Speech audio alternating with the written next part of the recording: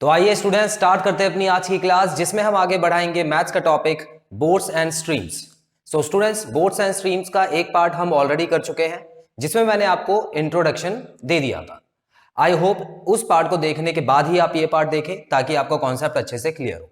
So students, आज की class में मैं आपके लिए लेके आया हूं बोर्ड्स एंड स्ट्रीम्स का बेसिक कॉन्सेप्ट एंड बेसिक फॉर्मूले।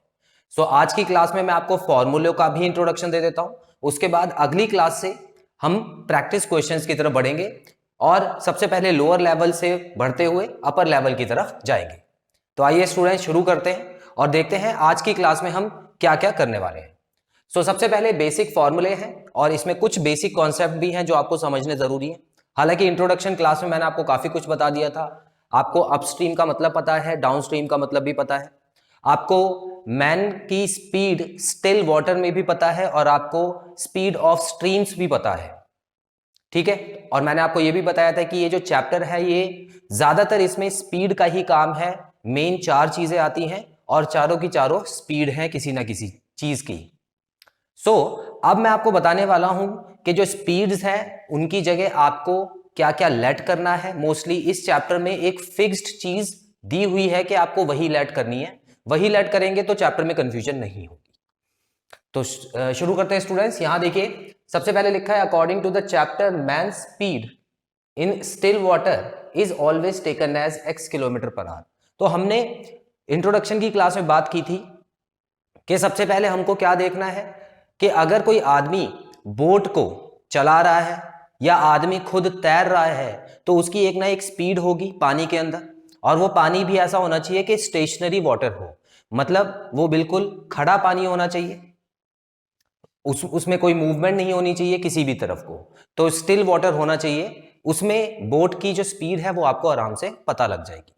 तो जो बोट की स्पीड है जब पानी स्टिल है, तो याद रखना अगर वो बोट की स्पीड आपको क्वेश्चन में दी है तो आप फॉर्मूले में जहां पर x होगा वहां पे पुट करोगे, या अगर आपको माननी पड़ रही है क्वेश्चन में नहीं है आपको लेट करनी पड़ रही है तो हमेशा उसको x किलोमीटर पर आवर लेट करेंगे।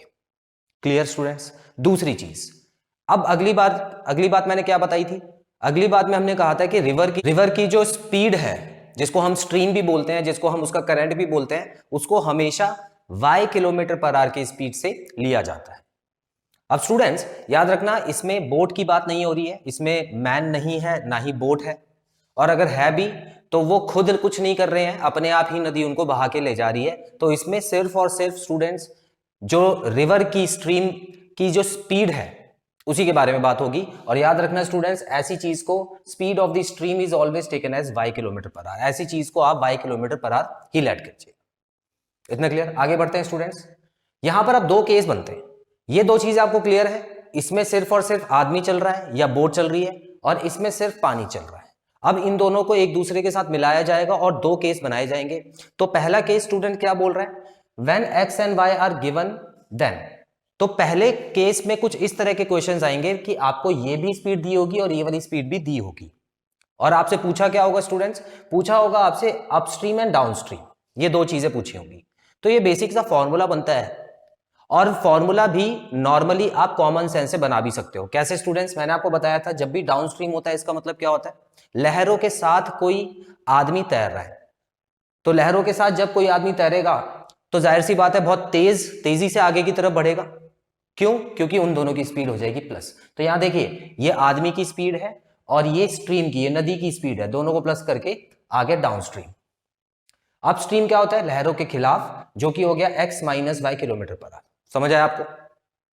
एक चीज और मैं बता दूं स्टूडेंट्स, मैंने आपको इंट्रोडक्शन देते समय एक चीज बताई थी कि हमेशा जो मैन की स्पीड है वो ज्यादा ही होगी इस चैप्टर के अकॉर्डिंग, और जो नदी की स्पीड है वो कम ही होगी। तभी तो यहां पर आदमी की स्पीड में से नदी की स्पीड को माइनस करके फिर अपस्ट्रीम निकाला हुआ है। इसका मतलब x की वैल्यू हमेशा ज्यादा होगी और y की वैल्यू हमेशा कम होगी। इतना क्लियर? तो बड़ा सिंपल है, आपको याद भी हो गए होंगे, downstream x plus Y, upstream x minus Y. Clear? आगे बढ़ते हैं स्टूडेंट्स। अब केस 2 के क्वेश्चंस कैसे आएंगे? इसमें क्या होगा, आपको डाउनस्ट्रीम और अपस्ट्रीम की स्पीड दी होगी क्वेश्चन में। डाउनस्ट्रीम और अपस्ट्रीम की स्पीड जब दे देते हैं स्टूडेंट्स तो याद रखिएगा आपको पूछा जाएगा कि x निकालो या y निकालो। अब देखिए क्वेश्चन में बड़े ध्यान से समझिएगा कि क्या उन्होंने पूछा है। क्योंकि क्वेश्चन जल्दी जल्दी पढ़ते टाइम हमको समझ ही नहीं आता क्या पूछा है। फॉर एग्जाम्पल उन्होंने बोला है कि find speed of the stream या find current of the river, तो उसमें क्या निकालोगे, एक्स की वैल्यू निकालोगे, वाई की वैल्यू निकालोगे, अपस्ट्रीम निकालोगे, डाउनस्ट्रीम निकालोगे। भाई सीधी सी बात है, उसमें पूछा है स्ट्रीम की स्पीड आपको निकालनी है, तो सीधी सी बात है आपको वाई निकालना है, ज्यादा कंफ्यूज होना तो है नहीं। उसके अलावा मैन की स्पीड अगर पूछ लेंगे या speed of boat in still water ऐसे पूछ ले तो आपको एक्स की वैल्यू निकालनी है। सो इस तरह से क्लियर कर लो माइंड में, दो चीजें पहले क्लियर कर लो, आदमी और नदी की स्पीड, ये तो पहले क्लियर कर लो। उसके बाद डाउनस्ट्रीम और अपस्ट्रीम ये चीज क्लियर कर लो, क्योंकि ये दोनों इन्हीं दोनों से आते हैं।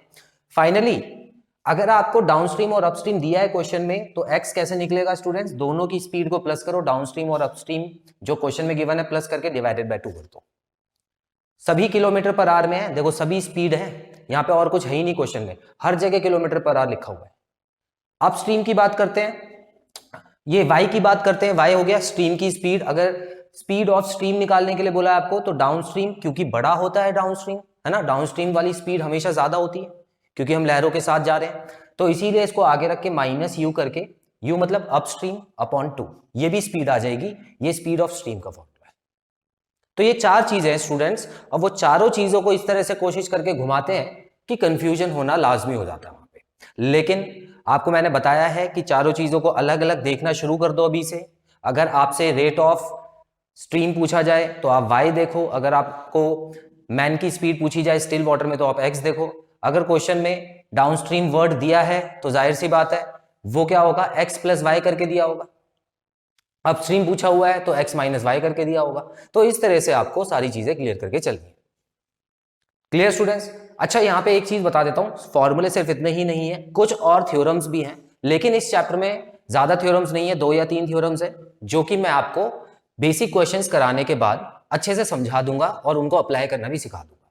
बहुत ईजी टॉपिक है, इसमें ज्यादा वीडियोस नहीं बनेगी हमारी, मुश्किल से 4 या 5 वीडियोस में पूरा टॉपिक खत्म हो जाएगा। उसके बाद हम प्रैक्टिस क्वेश्चन करना हालांकि जारी रखेंगे। Clear students? तो आई होप आपको ये जो बेसिक फॉर्मूले का टॉपिक है समझ आ गया है। इसका स्क्रीनशॉट ले लीजिए, उसके बाद हम वीडियो कंक्लूड करते हैं।